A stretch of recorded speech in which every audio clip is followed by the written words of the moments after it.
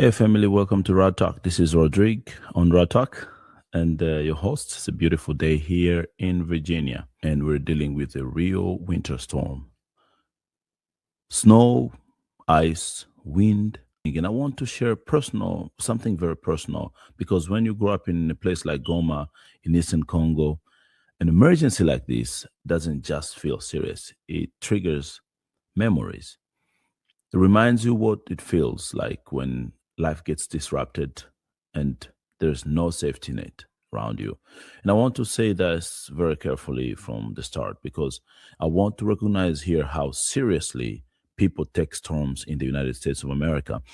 People are right to be prepared. Public systems here matter, okay? And this storm is serious, but I also want to use this moment to reflect on something even deeper: how preparedness changes everything and what it takes and looks like when you don't have one. Okay. In Virginia, even before the first heavy snow really hits, you feel it. You get alerts, you see warnings, schools start planning, people check on neighbors, stores get busy, utility crews are prepared, city and county people communicate. And yes, people still struggle. Roads get dangerous. Some people lose power. Some people are stuck at home. Some people are worried about elderly family members or kids or even medical needs. And all of these are serious things. But the key difference is this: there's a system that is trying to help people get through it. There's information there, there's emergency, there are resources, there's a plan. And even if it's not perfect, but it exists. And as someone who immigrated here, I want to name this out loud. That level of preparedness is not automatic, it's built. It's built through public services, it's built through investments, it's built through institutions doing their jobs. I think we need to take the storm seriously. Preparation here is not overreaction, it's wisdom, because we don't have it in other places. Now, let me take you back for a second. I grew up in Goma, and in Goma, we learned early that disruption is not occasional, it's permanent. It's a normal thing. No electricity can be normal, okay? No clean water can be normal. A school year being interrupted can also be normal in Goma. Healthcare being out of reach can also be normal in Goma. And when something big happens, like conflict or volcanic eruption, you learn what it feels like when there's no real emergency infrastructure behind you. That's what you learn. You get to learn it quickly as possible. I remember in January 2002, Mount Nyiragongo erupted. I think it was on the 16th or 17th of January. That eruption cut through Goma. People fled from Goma to Rwanda and to other places in refugee camps and so forth. Families, including mine, got separated.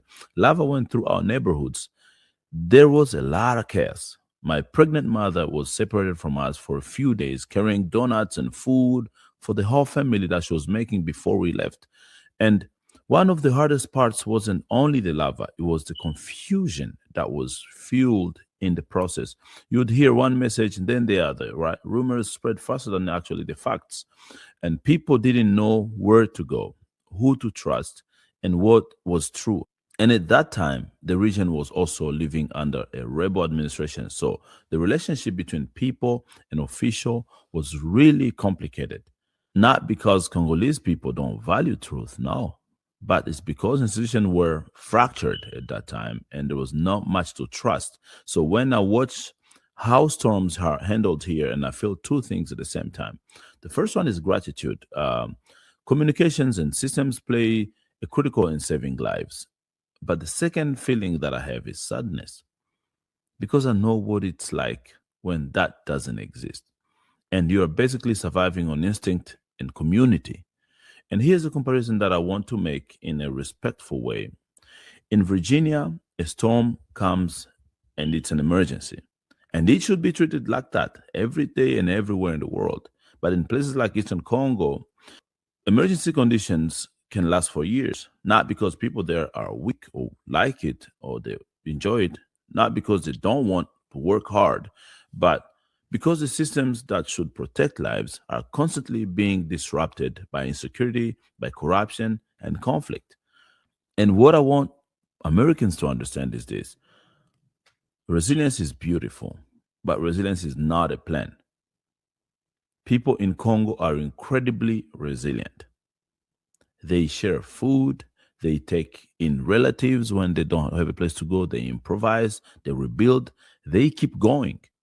But nobody should have to be resilient forever.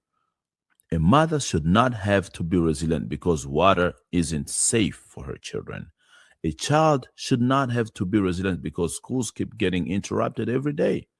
A community should not have to be resilient because violence never ends. And resilience is what people do when systems fail.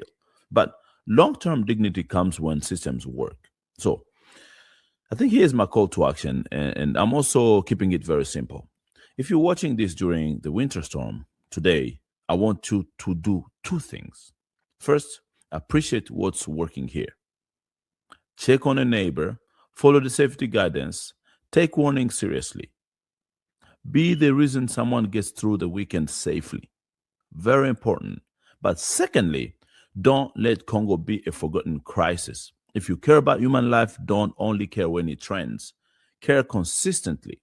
Support peace efforts. Support Congolese-led organizations doing real work like Vijana Africa in Goma and the Eastern Congo.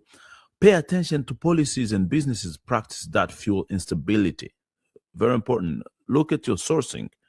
Ask better questions about where resources come from and who pays the price. And when you hear Congo, don't just think it's a sad story. No, think human beings who deserve the same basic needs as we all want: safety, truth, school that are open all year long for kids, clean water, electricity, and more importantly, a future. That's not charity, that is justice. All right, so that's it for today on Raw Talk. If this message was informative to you, please subscribe on YouTube and follow Rodrigue Makelele and Rad Talk on TikTok, Instagram, Facebook, X, and LinkedIn, and all the platforms that you see there possible. Like, comment, and share this with one person. And tell me in the comment, what do you want me to connect next? Life in the US with the reality in Congo? Okay?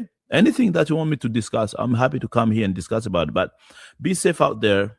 I'll see you in the next one.